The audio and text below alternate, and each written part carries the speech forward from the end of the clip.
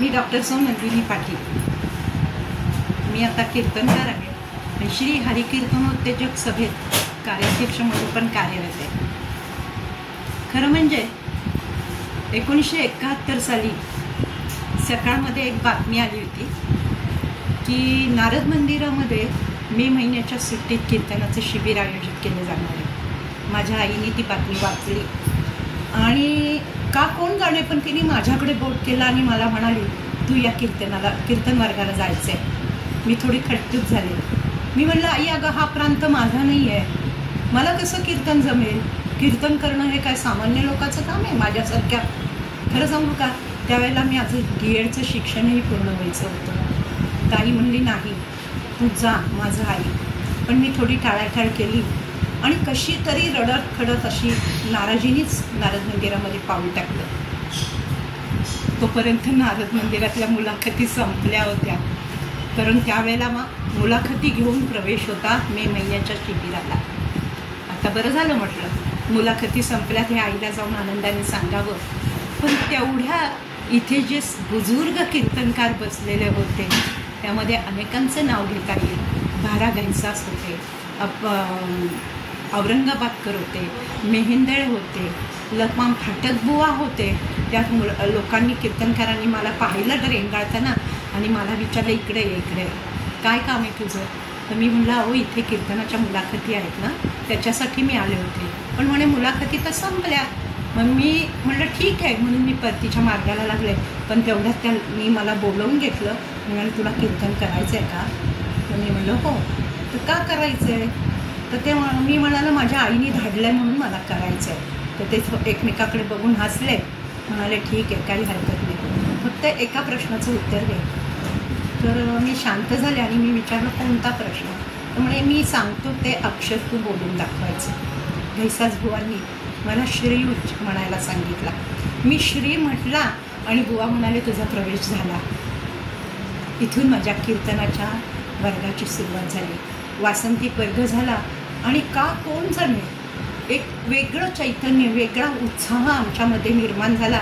मे महिना हा इतका आनंदात पार पडला. सुट्टी अशीही आपण घालवू शकतो याचा निखळ आनंद आम्हाला मिळाला. 71 साल गेलं, 72 झालं, 2 वर्ग झाले आम्ही रेंगाळतच राहिलो नारद मंदिरात. आणि एकदा बुवांनी विचारलं, का पाऊल निघत नाही ना इथून? कीर्तनकारांनी विचारलं माझ्या शिक्षकांनी. त्यावेळेला खूप मोठे मोठे शिक्षक आम्हाला शिकवायला होते बरं का. फाटक बुवा होते, विलवडीकर सर होते, मेहेंदळे असतील, औरंगाबादकर बुवा, घैसास बुवा, असे बुजुर्ग कोपरकर बुवा, खूप मोठे मोठे कीर्तनकार होते. आणि खूप दडपण पण असायचं, पण तितकंच मोकळं वातावरण असायचं. आणि अगदी गुरुकुल पद्धतीने या लोकांनी आम्हाला कुठल्याही प्रकारचा फरक न करता शिक्षण दिलं आणि आमच्यातला आत्मविश्वास वाढवला. आम्ही जसं रेंगाळतोय असं पाहिल्यावर मला विचारलं, कायम यायचं आहे का, इथं थांबायचं आहे का? आणि मी हो म्हटलं आणि मग मी पाठशाळेची विद्यार्थिनी म्हणून इथे रुजू झाले. त्यावेळेला माझ्याबरोबर खूप मोठे आत्ता ज्या प्रथितयश कीर्तनकार आहेत ते सहअध्यायी म्हणून माझ्याबरोबर होते. ह्याचा एक मला विशेष अभिमान आहे. त्यामध्ये आवर्जून जर उल्लेख करायचा झाला ना, तर आमच्याच संस्थेचे अध्यक्ष रामचंद्र बुवा भिडे आहेत, मंगलमूर्ती औरंगाबादकर आहेत, मेहेंदळे बुवांचा मुलगा नचिकेत मेहेंदळे, माझी एक जीवश्य कंठस्थ मैत्रीण म्हणजे कैलासवासी नलिनी कुलकर्णी. असे आम्ही सगळे सहकारी एकत्र होतो आणि एकत्रपणे अशा सगळ्या मस्त आनंदाने आम्ही कीर्तन शिकलो. आज या सगळ्या आठवणी बरोबर घेऊन नारद मंदिरामध्ये मी आज कार्याध्यक्ष म्हणून काम करते आहे.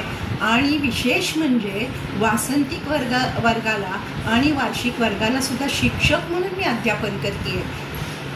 ही क्षमता, ही ताकद, ही पात्रता मला माझ्या संस्थेने कीर्तनाच्या माध्यमातून माझ्यामध्ये निर्माण केली आणि मी आज अत्यंत यशस्वीपणे आणि मनापासून मी हे काम करते आहे.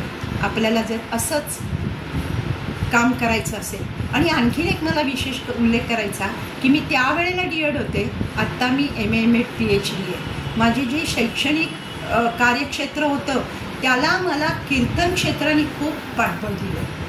त्यामुळे माझी वाणी म्हणा, माझी भाषाशैली म्हणा, सादरीकरणाची पद्धती म्हणा, याच्यामध्ये इतका प्रचंड वेग वाढला आणि मी डॉक्टरेट म्हणून एक प्रिन्सिपॉल म्हणून सेवानिवृत्त झाले.